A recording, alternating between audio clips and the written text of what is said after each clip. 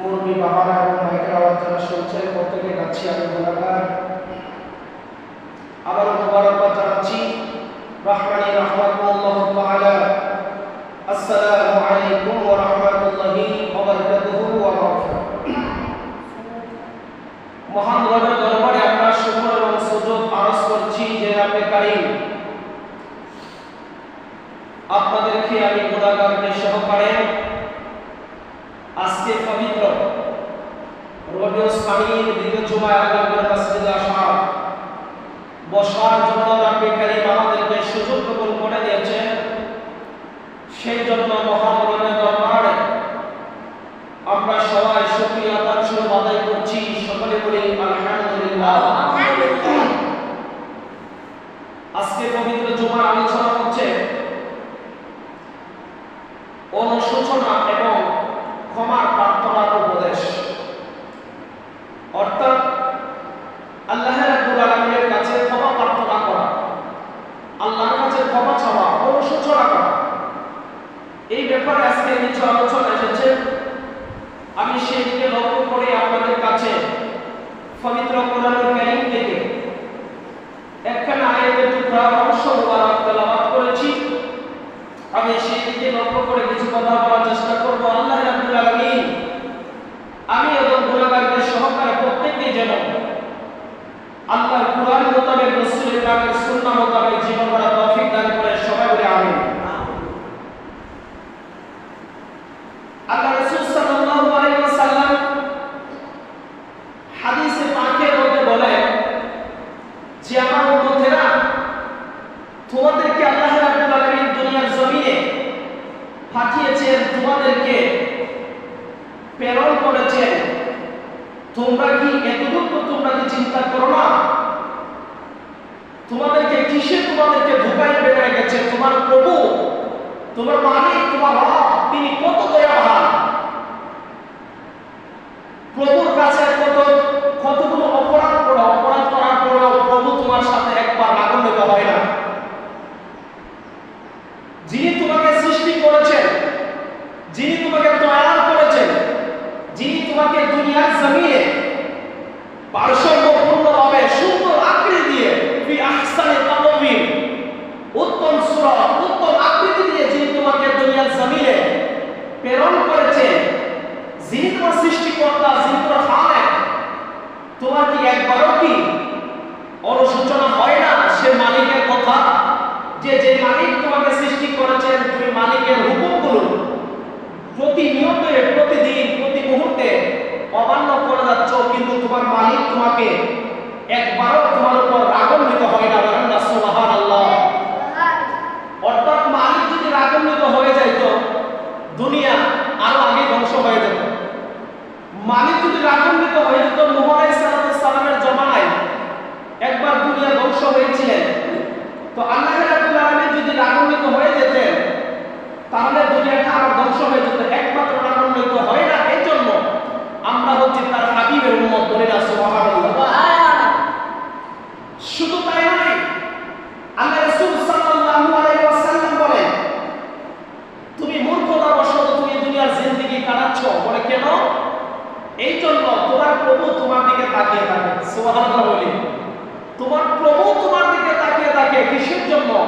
তুমি প্রভুর কাছে প্রার্থনা করো, তুমি প্রভুর কাছে ক্ষমা চাও, তুমি প্রভুর কাছে তওবা করো। আর বান্দা যখন প্রভুর কাছে যখন তওবা করে, আল্লাহর কাছে যখন বান্দা তওবা করে, তখন আল্লাহ সবচেয়ে বেশি খুশি হয়। সুবহানাল্লাহ বলেন। বান্দা যখন বেশি বেশি করে তওবা করে, তখন রব্বুল আলামিন বেশি খুশি হয়। আর এই জন্যই বেশি খুশি হয়, আমরা হচ্ছে আখিরের জামানার পয়গম্বর, আমরা হচ্ছে আমাদের নূরের নবীর উম্মত। বলেন না সুবহানাল্লাহ। এই জন্য আল্লাহ রাব্বুল আলামিন বেশি খুশি হয়। কারণ এই পৃথিবীর মধ্যে আল্লাহ রাব্বুল আলামিন বিভিন্ন জাতি, আল্লাহ মানব জাতি সৃষ্টি করেছেন, পাঠিয়েছেন। অসংখ্য অগণিত নবী রাসূলগণ আল্লাহ প্রেরণ করেছেন, পাঠিয়েছেন। কিন্তু সকল নবীকে আল্লাহ মর্যাদা দিয়েছেন, কিছু ছাড়ার জন্য আল্লাহ অনুমতি দিয়েছেন। মুসা আলাইহিস সালামকে আল্লাহ দুনিয়াতে পাঠিয়েছেন তার কওমের কাছে। মুসা নবীকে আল্লাহ মর্যাদা দিয়েছেন। ঈসা নবীকে পাঠিয়ে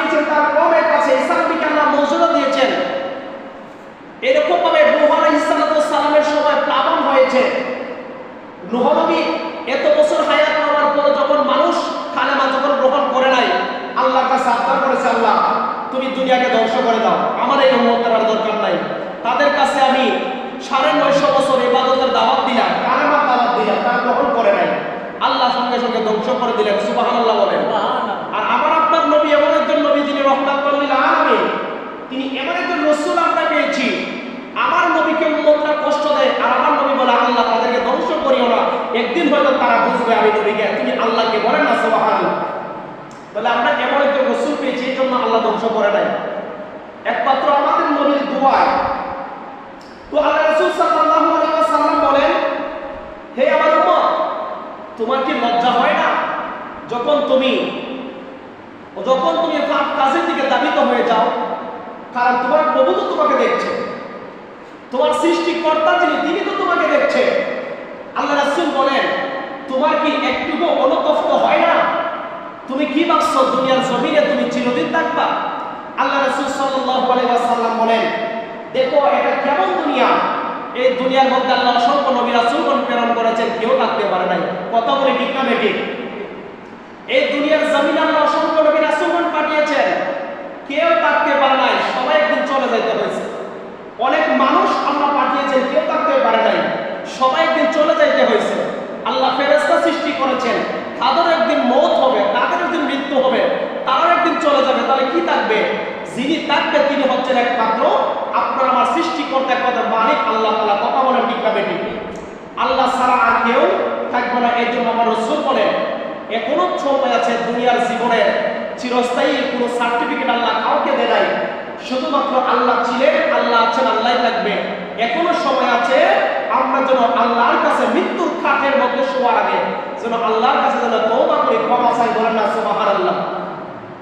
তাহলে আমি আপনাদের সামনে যে কুরআনুল কারীম থেকে যে আয়াতে কারীম আমি তেলাওয়াত করেছিলাম, এখানে মধ্যে আল্লাহ রাব্বুল আলামিন বলেন, আল্লাহ সুবহানাহু ওয়া তাআলা, আল্লাহ সুবহানাহু ওয়া তাআলা বলেন, ওয়া মান ইয়াতাওয়াক্কাল আলাল্লাহি ফাহুয়া হাসবুহু।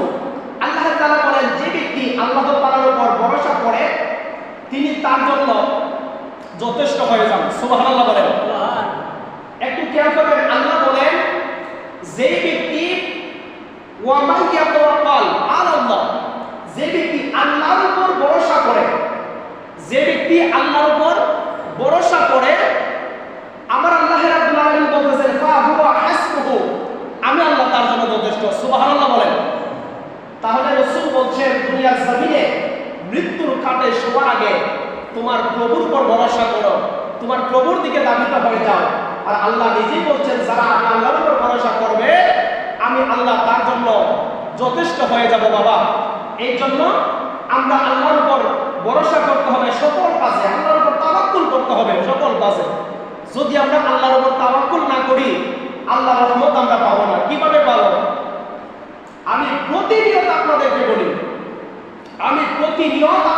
বলি যে ভাই বাবা, অন্তত পক্ষে আল্লাহর জুমার দিনটা দিয়েছে আমাদেরকে, এত নিয়ামত আল্লাহ দিয়েছে। অন্তত পক্ষে জুমার দিনে আপনার দুনিয়ার জিন্দেগিটা একটু কমায় দেন। কই আপনি কার কাছে বলেন আর কে শুনে? জুমার দিনেও কিন্তু আমাদের এই কাজগুলো কিন্তু শেষ হয় না। তাহলে ভরসা আমরা আল্লাহর উপর করলাম কিভাবে? ভরসা আল্লাহর উপর করলাম কিভাবে? আল্লাহ নিয়ামত দিবে কোথায়? আল্লাহ রহমত দিবে কোথায়? আমরা তো আল্লাহর উপর ভরসা করতে পারি না, আমরা ভরসা করি আমাদের কাজের উপরে। আর যেদিন মৃত্যুর খাটে যদি শুয়ে যাব, সেই দিন এইগুলো কোনো কিছু আপনার আমার সাথে যাবে না, কোনো কিছু আপনার আমার সাথী হবে না, কোনো কিছু আপনার আমার সঙ্গী হবে না। আপনি এত কষ্ট করে যারা সম্পত্তি অর্জন করছেন, আপনি মৃত্যুবরণ করেন, আপনি মৃত্যুবরণ করার পরে কবরে রাখার পরে সন্তানরা জায়গা বন্ধ করার জন্য, জায়গা ভাগ করার জন্য লেগে যাবে। কথা বলেন না ঠিক না? আজকে জুমার দিন আমরা মসজিদে আসতে এতই লজ্জা বোধ করি, আগে গেলে মনে হয় হুজুর জানে কি বলে ফেলে, হুজুর জানে কি বলে ফেলে। যদি আগে যাই, যদি কথা আমার উপর পড়ে যায়,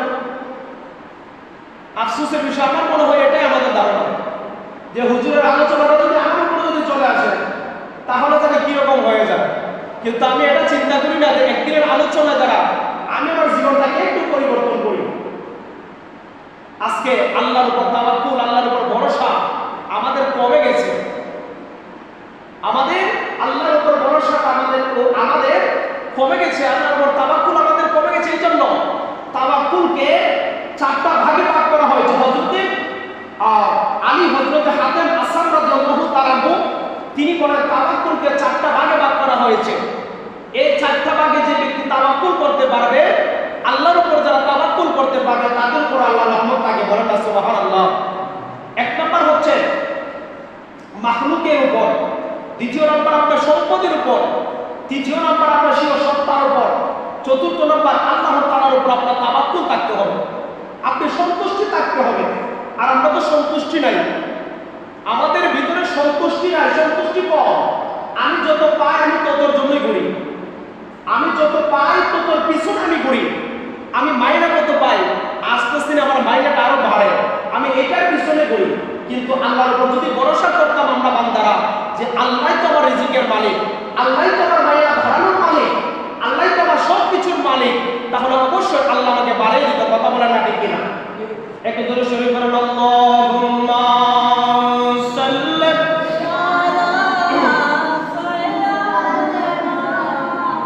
মাওলানা মুহাম্মদ ওয়া আলা আলি সাইয়্যিদিনা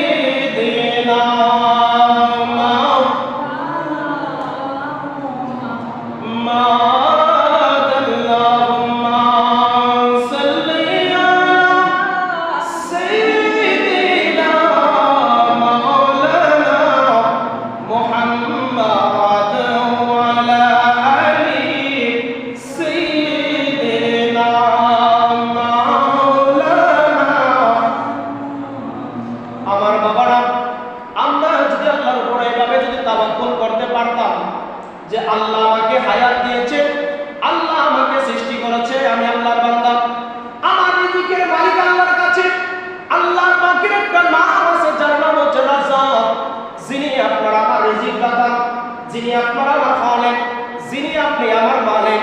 আল্লাহ আমাকে সৃষ্টি করেছে, অবশ্যই আল্লাহ রাব্বুল আলামিন আমার জন্য রিজিকের ব্যবস্থা করে দিয়ে আল্লাহ আমাকে দুনিয়ার জমিনে প্রেরণ করেছেন, আল্লাহ দুনিয়াতে পাঠিয়েছেন। এইরকম ভাবে যদি আল্লাহর উপর যদি আমরা যদি তাওয়াক্কুল যদি করতে পারতাম, তাহলে অবশ্যই আমরা লাঞ্ছিত হতাম না, অবশ্যই আমরা মুসলমান জাতি ধ্বংস হতাম না। একবার চিন্তা করেন বাবা, মুসলমান জাতি আজকে মার খাচ্ছে। ফিলিস্তিনের দিকে তাকান, ফিলিস্তিনের মুসলমানের দিকে তাকান বাবা। আজকে মুসলমানরা বিভিন্ন ভাগে বিভক্ত হওয়ার কারণে আজকে জায়গা জায়গায় কাফির মুশরিকরা মুসলমানদের উপর আঘাত করছে, মুসলমানদের উপর আঘাত করতে তারা সাহস পাচ্ছে। একমাত্র হচ্ছে আমরা আল্লাহর ভরসাগুলোকে ছেড়ে দিয়েছি, আমরা আল্লাহর ভরসা থেকে দূরে সরে গিয়েছি। আল্লাহ আমাদেরকে যত প্রাচুর্য দেন, আমরা শুধুমাত্র সেই প্রাচুর্যের দিকে আমরা ধাবিত হচ্ছি। এই জন্য আল্লাহ রাব্বুল আলামিন আমাদের উপর থেকে তার রহমতগুলো উঠিয়ে নিচ্ছেন। আর এটার মধ্যে আরো কিছু কারণ হচ্ছে বাবা, এই কথাটা আমার মুখে এখন চলে আসলো না বলে পারলাম না। তার একটা কারণ হচ্ছে বর্তমানে আমাদের সমাজ বলেন, আমাদের পরিবার বলেন, আমাদের রাষ্ট্র বলেন, আমাদের দেশ বলেন, যেটাই বলেন না কেন, আপনি আপনার পরিবারের দিকে তাকান, আপনি আপনার সমাজের দিকে তাকান, আপনি আপনার এলাকার দিকে তাকায় দেখেন। মুরব্বী বাবাদেরকে যদি জিজ্ঞেস করে বাবারে আগের দিনের আপনার মা আপনাদের মা শাশুড়িরা যারা ছিল তাদের ব্যাপারে একটু বলেন, বলে তারা কি করতো? সকালবেলায় আল্লাহর কোরআন পড়তো, নামাজ আদায় করতো। কথা বলেন না ঠিক কিনা? বলে হুজুর তারা একদম সকালবেলায় ঘুম থেকে উঠে তারা নামাজ আদায় করেছে, রান্না বান্না শুরু করে দেওয়ার আগে মা চাচিরা নামাজ পড়েছে, যারা কোরআন পড়তে জানে কোরআন পড়েছে। আগের যুগে এখন অনেক মানুষ খুঁজলে পাওয়া যাবে বাবা, চশমা ছাড়া দেখবেন কোরআন শরীফ পড়তে পারে, লাইট ছাড়া রাত্রিবেলা হাঁটতে পারে। তার কারণ হচ্ছে তাদের তাওয়াক্কুল ছিল বেশি বেশি আল্লাহর উপরে, তাদের ভরসা ছিল বেশি বেশি আল্লাহর উপরে। এই জন্য আগের দিনের মানুষগুলোর ব্যাপারে জিজ্ঞেস করলে বলা হবে তারা নামাজ আদায় করেছে, নামাজ পড়তো, নামাজের সময় যখন হয়ে যেত তারা নামাজ আদায় করেছে। সকালবেলা ঘুম থেকে উঠে নামাজ পড়ে আল্লাহর হুকুমগুলো পালন করে তারা রান্নার কাজ করে, সন্তানদেরকে খাবার খাওয়াইয়া একটি যারা লেখাপড়া করেছে লেখাপড়ার দিকে ধাবিত করেছে। আর বর্তমান সময়ে আপনি জিজ্ঞেস করেন, দেখেন আপনি চোখটা ঘুরে দেখেন, আমার মা বোনদের দিকে একটু তাকায় দেখেন, সকালবেলা ঘুম থেকে ওঠার পরে দেখা যায় মা বোনরা ঘুমে আছে, শাশুড়ি কাজ করে। অনেক পরিবারে, কথা বলেন ঠিক কিনা? অনেক পরিবারে দেখা যায় পুত্রবধূ ঘুমে আছে, কত সুন্দর করে ঘুমে, শাশুড়ি উঠে সকালবেলা কাজ করছে। পুত্রবধূকে ডাক দিয়ে বলে আমি কাজ করতে পারবো না, কারণ আমার স্বামী চাকরি করে, টাকা দেয় আমার স্বামী, আমি ঘুমিয়ে ঘুমিয়ে খাবো, এইটা হচ্ছে আমার অধিকার। শাশুড়ি আর কিছু করার মতো কোনো ক্ষমতা থাকে না, জিম্মি হয়ে যায় তার সন্তানের কাছে, জিম্মি হয়ে যায় তার পরিবারের পুত্রবধূর কাছে।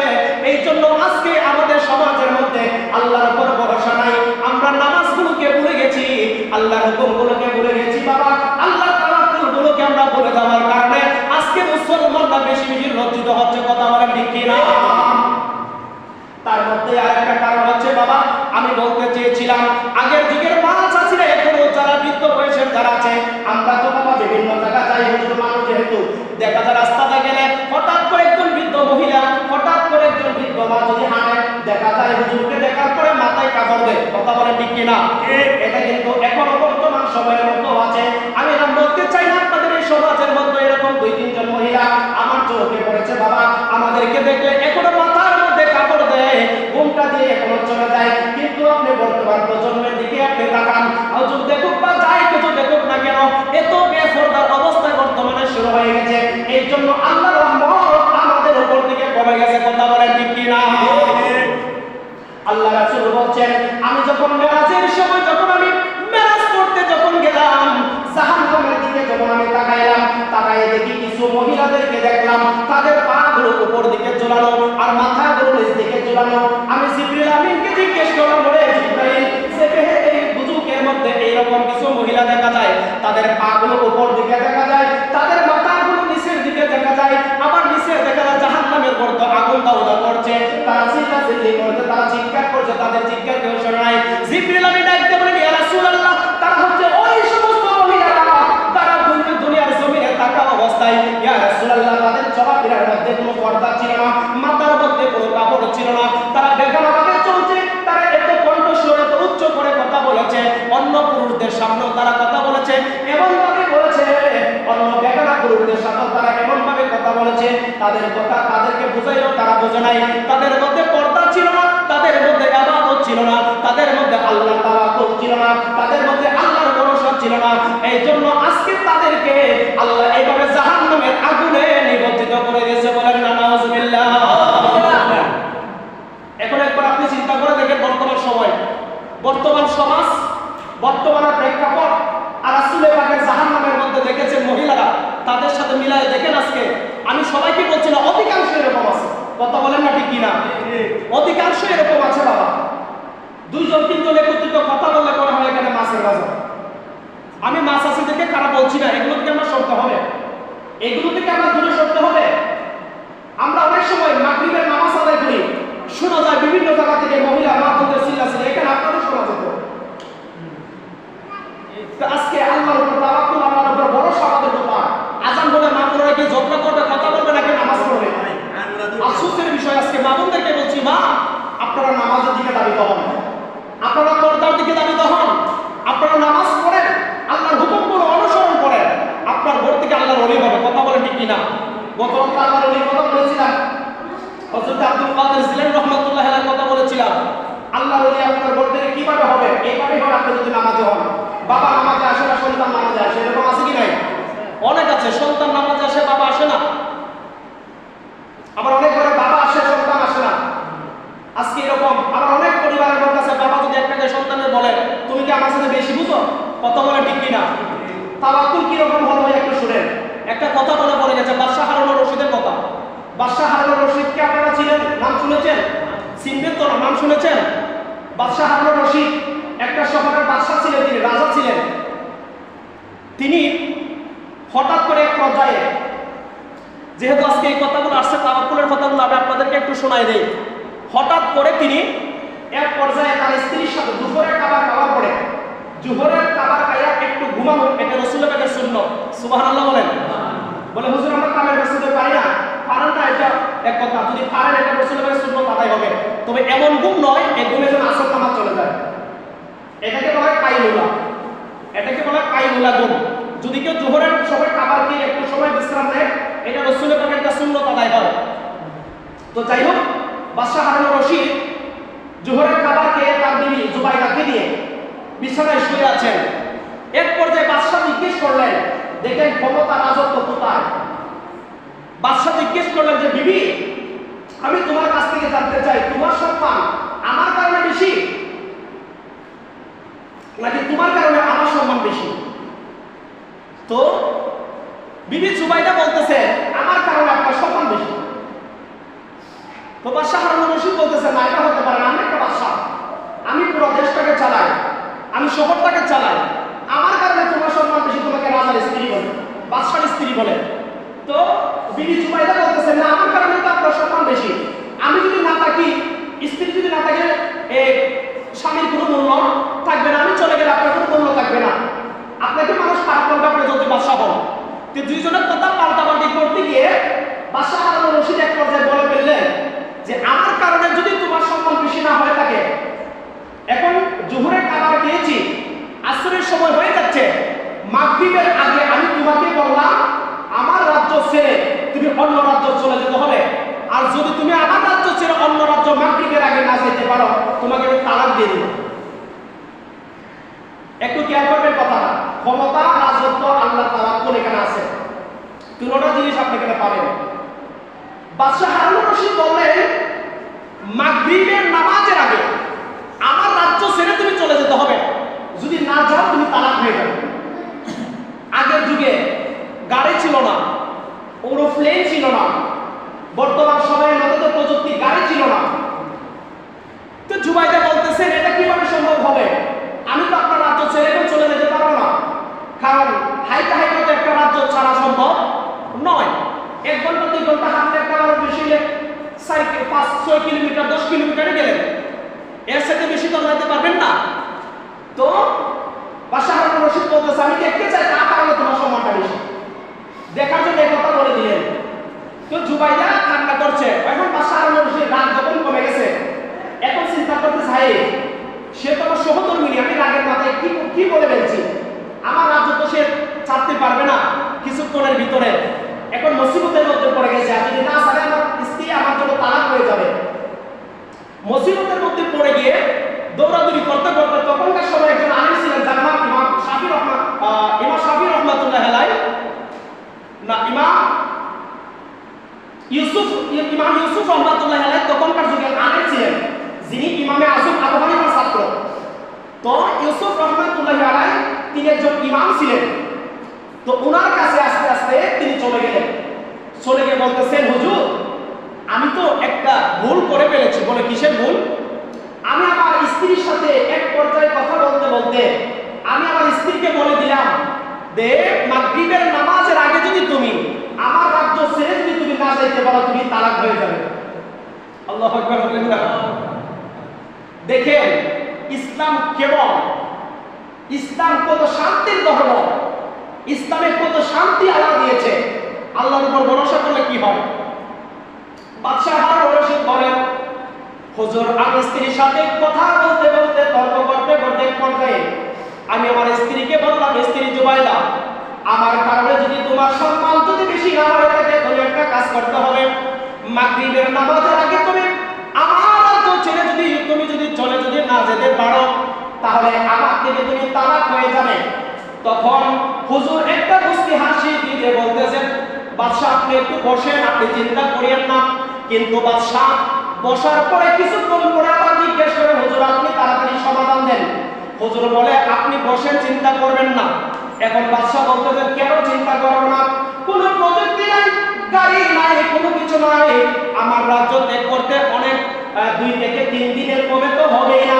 কিন্তু আজকে আমার স্ত্রী কিভাবে আমার রাজ্য ত্যাগ করবে, যদি ত্যাগ না করতে পারে আমার স্ত্রী তালাক হয়ে যাবে, আমার ভিতরে বড় টেনশন। আপনি বলেন টেনশন না করার জন্য আপনি তাড়াতাড়ি আমাকে সমাধান দেন। এরকম ভাবে বলতে বলতে ইমাম ইউসুফ রহমাতুল্লাহ আলাইহি মাগরিবের নামাজের কিছুক্ষণ পূর্বে, মাগরিবের নামাজের কিছুক্ষণ আগে বাদশাহ হারুন রশিদকে বললেন ও বাদশাহ শুনেন আপনার স্ত্রী এখন কোথায়? বলতেছে আমার স্ত্রী বাড়িতে। আপনি তাড়াতাড়ি বাড়িতে যান, বাড়িতে গিয়ে আপনার স্ত্রীকে সঙ্গে নিয়ে আপনি আল্লাহর মসজিদের ভিতরে ঢুকে যান। বলেন সুবহানাল্লাহ। বলতেছেন মসজিদের ভিতরে কেন ঢুকবেন? বলতেছে আপনি মসজিদের ভিতরে ঢুকবেন যখন মাগরিবের আযান যখন হয়ে যাবে, মাগরিবের আযান হলে আপনি আপনার স্ত্রীকে নিয়ে মসজিদ থেকে বাহির হয়ে যাবেন। আর বাদশাহ হারুন রশিদ বলেন হুজুর তার কারণটা কি বুঝতে পারলাম না। ওই আপনি আগে ঢুকে বের হওয়ার পরে আপনাকে এটার কারণ আমি বলবো, আপনি যান তাড়াতাড়ি। বলতেছে আমার স্ত্রী তো তালাক হয়ে যাবে মাগরিবের সময়। বলতেছে আপনাকে যেটা বলে আপনি সেটা করেন। ইমাম ইউসুফ যখন এই কথা বললেন, বাদশাহ হারুন রশিদ দৌড় দিয়ে বাড়িতে যাইয়া স্ত্রীকে নিয়ে তিনি মসজিদের ভিতরে ঢুকে গেলেন। মাগরিবের আযান যখন মুয়াজ্জিন সাহেব দিলেন, বাদশাহ বাহির হলেন, নামাজ আদায় করলেন। নামাজ পড়ে দৌড়ে ইমাম ইউসুফের কাছে গেলেন। ও ইমাম ইউসুফ হুজুর, আপনার কাছে আসলাম, এখন আপনি সমাধান দেন। আপনি বললেন আমার স্ত্রী তালাক হবে না, এখন আমার স্ত্রী মসজিদ থেকে বাহির করে দিয়েছি, মাগরিবের আযান হয়েছে, নামাজ হয়েছে, এখন বলেন তালাক হবে না কেন তালাক হবে না? ইমাম ইউসুফ বলতেছেন, বাদশাহ ও হারুন রশিদ, আপনাকে জিজ্ঞেস করতে চাই, পুরোটা রাজ্য কে চালায়? বলে আমি চালাই, আমি বাদশাহ হারুন রশিদ চালাই। আচ্ছা বলেন তো দেখি, আপনি বাদশাহ হারুন রশিদ, আমি মেনে নিলাম, আপনি বাদশাহ হারুন রশিদ যখন মসজিদের ভিতরে যখন ঢুকলেন, আপনি সেখানে বাদশাহ ছিলেন নাকি অন্য কেউ বাদশাহ ছিল? বাদশাহ হারুন রশিদ বলেন, আমি তো সেখানে বাদশাহ ছিলাম, তবে মসজিদের ভিতরে যখন গেলাম আমি বাদশাহ ছিলাম না, আমার সামনে ছিল ইমাম সাহেব, ইমাম ছিল আমার সামনে, আপনি ইমাম সাহেব আমার সামনে ছিলেন, আপনি হুজুর আপনি আমার সামনে ছিলেন, আপনার ইক্তেদা আমি করেছি। বলে হ্যাঁ, এটা হচ্ছে আল্লাহর ঘর, মসজিদ হচ্ছে আল্লাহর ঘর, এটার মধ্যে কারো দুনিয়ার বাদশাহী চলে না। আপনার হারুন রশিদের বাদশাহী আপনার রাজ্যের মধ্যে হতে পারে, কিন্তু আল্লাহর ঘরের ভিতরে আপনার কোনো বাদশাহী নাই। আপনার স্ত্রী যখন মসজিদে ঢুকে গেল, আপনার বাদশাহীর বাহিরে চলে গেছে, সেখানের মধ্যে বাদশাহী চলবে একমাত্র ইমাম আমি ইউসুফের। বলেন সুবহানাল্লাহ। একটু খেয়াল করেন, ইমাম ইউসুফ বলতেছেন আপনি আল্লাহর ঘরে ঢুকছেন, সেখানে আপনার বাদশাহী চলবে নাকি আমার? বলে আপনি ইমাম ছিলেন, আপনি যেটা বলেন সেটাই, তো আমি যেটা বলছি সেটাই হয়েছে।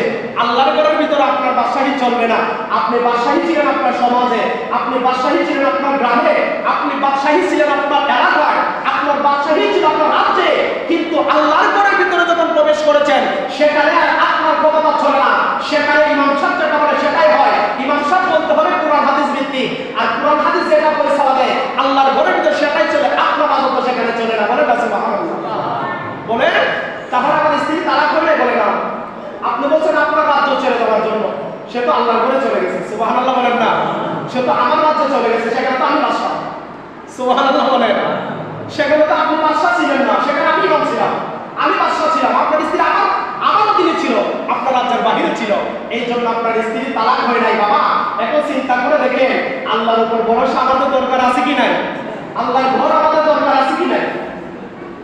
আফসোসের বিষয় আজকে আমরা বুঝি না, এই ঘরের ভিতরে কোনো রাজত্ব চলে না কাহারো, এই ঘরের ভিতরে একমাত্র রাজত্ব চলে আল্লাহ। এই ঘরের ইজ্জত, এই ঘরের সম্মান কত বেশি আজকে আমরা বুঝি না। এটার ভিতর আসেন, আল্লাহ রহমতের আওতাধীন আপনি আসেন, দেখেন আল্লাহ আপনাকে বাদশাহী দিবে। সুবহানাল্লাহ বলেন না, আল্লাহ আপনাকে ক্ষমতা দিবে, আল্লাহ আপনাকে ইজ্জত দিবে, আল্লাহ আপনাকে সম্মান দিবে। এই কথার পাশে আরেকটা কথা আসছে, ইমাম ইউসুফ রহমাতুল্লাহি আলাইহি এত সুন্দর সমাধান দিয়ে, এখন চিন্তা করে দেখেন ওনাদের জ্ঞান, ওনাদের নলেজ আমাদের থেকে কম না বেশি? হ্যাঁ, আমার কাছে আগে কি কথা বলে ওনারা আমাদেরকে শিখিয়ে গেছেন, আমরা শিখেছি, কথা বলে ঠিক কিনা? তাহলে আজকে এখন বর্তমান সময়ে কিছু বাইরে আছেন, স্কুল কলেজ ইউনিভার্সিটিতে পড়ে কিছু আলেম ভাই আছে, যারা তাদের উপর আজকে আঙুল তুলে কথা বলে। নাউজুবিল্লাহ বলেন, ওই ইমামদের উপর আজকে আঙুল তুলে কথা বলে, যিনি ইমাম আজম আবু হানিফার ছাত্র, ইমাম আজম আবু হানিফার উপর আঙুল তুলে কথা বলে। কথায় আসছে আমি বলতেছি, কেউ কান্টে নেবেন না, কেউ অন্যভাবে নেওয়ার কোনো প্রয়োজন নাই, নিলে আপনি আপনার ব্যক্তিগত ব্যাপার, সমাধান চাইলে আমার হাতে বসে আমি সমাধান দেবো। আজকে ইমাম আজম আবু হানিফার উপর আঙুল তুলে বলে কিভাবে? আমরা যখন নামাজ পড়ি, নামাজের মধ্যে ইমাম আজম আবু হানিফা বলেন, ইমাম আজম আবু হানিফা বলেন, আমি ইমামে আজম আবু হানিফাকে যারা অনুসরণ করবে তার নামাজ পড়তে হবে এখানে ধরে। কোথায় ধরে? এখানে। আমরা কোথায় নামাজ পড়ি? নাবির উপরে কিনা? কথা বলেন না, হাত কোথায় রাখি? নাবির উপরে। ইমাম আজম আবু হানিফা রাহমাতুল্লাহি আলাইহি, যিনি একাধারে 40 বছর মাগরিবের নামাজের ওযু দ্বারা, এশার নামাজের ওযু দ্বারা তিনি ফজরের নামাজ পর্যন্ত পড়েছেন। সুবহানাল্লাহ বলেন না। আপনি জীবনে কয়টা রাত?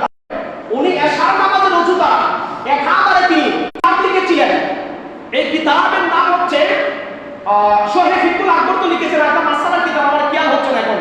উনি একটা কিতাব লিখেছিলেন ইসলামের মাসালার উপরে, 40 জন ছাত্রদেরকে নিয়ে তিনি কিতাব লিখেছেন, একটা ফতোয়া বোর্ড গঠন করে এই কিতাবের মধ্যে তিনি ৮৩,০০০ মাসআলা তিনি বর্ণনা করেছেন। সুবহানাল্লাহ বলেন। ৮৩,০০০ মাসআলা। আর আজকে ভাই আমরা একটা দুইটা মাসআলার ব্যাপারে জিজ্ঞেস করলে ইমাম সাহেবের ফায়সালা গরম হয়ে যাবে। কথা বলেন না ঠিক কিনা? আজকে তাদের উপরে আমরা আঙ্গুল তুলে কথা বলছি। কোন ইমাম আজম হাদিস জানতেন না, তিনি বলছেন নাভির উপরে হাত বেঁধে নামাজ পড়ো না, এটা আমরা মানি না। কোথায়? আমি মহিলা হতে চাই। নাউজুবিল্লাহ বলেন। আপনি হন, আপনি ইমাম শাফিকে অনুসরণ করেন। ইমাম শাফি এখানে ধরে নামাজ পড়েছেন, আপনি তাকে অনুসরণ করেন, তার অনুসরণ করে ইমামকে অনুসরণ করেন। এরকম ইমাম আমাদের বাংলাদেশে নেই। ইমাম আবু ইউসুফ কত সুন্দর সমাধান দিয়েছেন, আমাদের পক্ষে সম্ভব এটা? ওনারা দিয়েছেন, আজকে আমরা শিখেছি। তাদের উপর আঙ্গুল তুলে কথা বলে আল্লাহ তাদেরকে বুঝার তৌফিক দান করুক। আমিন বলেন। আফসোসের বিষয়, আল্লাহ কোথায় আমাদের জামাতটাকে নিয়ে গেছে। তো যাই হোক, আমি বলতে চেয়েছিলাম আল্লাহর উপর যদি আমাদের তাওয়াক্কুল, আল্লাহর উপর যদি আমাদের ভরসা যদি কমে যায়, তাহলে আমরা কিন্তু আল্লাহর রহমত পাবো না। আমরা আল্লাহর রহমত থেকে দূরে সরে যেতে হবে। আল্লাহ রাসূল সাল্লাল্লাহু আলাইহি ওয়াসাল্লাম একটা হাদিস এই ছোট্ট একটা হাদিসের টুকরা এটা বলে দিয়ে আমি শেষ করে দিচ্ছি। আল্লাহ রাসূল সাল্লাল্লাহু আলাইহি ওয়াসাল্লাম বলেন, আল হারিসু মাহরুম, লুবিরা বঞ্চিত হয়ে যায়। যারা লুট করে বেশি বেশি করে তারা বঞ্চিত হয়। লোভ বিভিন্ন প্রকারের হতে পারে। এখন বর্তমানে লোভ করেন আপনি টাকা সম্পত্তি নিয়ে, বর্তমানে লোভ করেন আপনি টাকা পয়সা নিয়ে, বর্তমানে লোভ করেন আপনার পরিবার পরিজন, যে কোনো ভাবে হোক, আপনার ক্ষমতা নিয়ে, যে কোনো প্রকারে হোক, লোভ যখন মানুষ করে তখন সে বঞ্চিত হয়ে যায়। কথা বলে ঠিক কিনা? এখন বর্তমানে আপনাদের এখানে আলহামদুলিল্লাহ এখন আমি এটা দেখি নাই, অনেক জায়গার মধ্যে মসজিদের মধ্যে ক্ষমতা নিয়ে লোক শুরু করে। কথা বলেন না ঠিক কিনা? এরকমও কিছু আছে। আপনাদের কাছে আমি এই কথাটা কোথায় কোথায় আলোচনায় চলে আসে কথাগুলো আপনাদের কাছে আমি স্পষ্টভাবে বলে দিচ্ছি। মসজিদের ভিতরে আল্লাহর ঘরের দায়িত্ব নিয়েও অনেকের ভিতরে লোক চলে আসে। এরকম ভাবে বিভিন্ন জায়গার মধ্যে হয়, এরকম ভাবে বিভিন্ন জায়গায় মারামারি পর্যন্ত হয়। কুমিল্লা কিছুদিন আগে আপনারা শুনছেন কিনা জানি না, পাশাপাশি দুইটা মসজিদ হয়েছে। বলে কেন? জিজ্ঞেস করার পরে তাদেরকে বলা হলো মসজিদের কমিটি নিয়ে তাদের মধ্যে মারামারি হয়েছে। মারামারি হয়ে তারা পাশাপাশি মসজিদ বন্ধ করে ফেলছে। এগুলো কিন্তু কিয়ামতের একটা লক্ষণ, কিয়ামতের একটা আলামত। আর বিশেষ করে একটা জিনিস খেয়াল রাখবেন, বর্তমান সময়ে আল্লাহর ঘরের ভিতরে যান, যে কোনো জায়গায় যান, আজকে আমরা অপদস্থ লাঞ্ছিত এই জন্য হচ্ছি। বেশিরভাগ আপনি খুঁজে দেখবেন ওয়াজ মাহফিল থেকে শুরু করে, ইসলামিক অনুষ্ঠান থেকে শুরু করে, ইসলামিক কার্যক্রম থেকে শুরু করে আল্লাহর ঘর পর্যন্ত বেশিরভাগ সুদখোর, ঘুষখোর, মদখোর পর্যন্ত দায়িত্ব ফেলায়। কথা বলে ঠিক কিনা? এটা আমার বাস্তবতা, প্র্যাকটিক্যাল। যেহেতু ইমামতি করি, এটা আমার বাস্তবতা, প্র্যাকটিক্যাল। এইগুলো সমাজের মধ্যে প্রচলন হয়ে গেছে। আমার এক ফ্রেন্ড গত কিছুদিন আগে মাস্টারি থেকে ভাষা দেন ব্রাহ্মণবাড়িয়া মসজিদে ওয়াজ করছে সুদের বিরুদ্ধে। আল্লাহ কোরআনুল কারীম সূরা বাকারায় 175 নম্বর আয়াতে বলছে, যে ব্যক্তিরা সুদ খায় তারা যেন আমি আল্লাহর সাথে যুদ্ধের জন্য প্রস্তুতি গ্রহণ করে নেয়।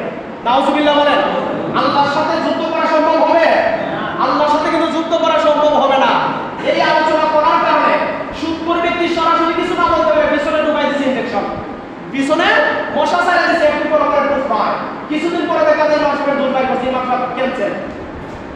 তত্ত্ব পুজো দেখা যায় তিনি লাগাই দিচ্ছে, মশা ছাড়া দিচ্ছে, এই মশা, ওই মশাগুলো কামড়ে হুজুরে বাই করে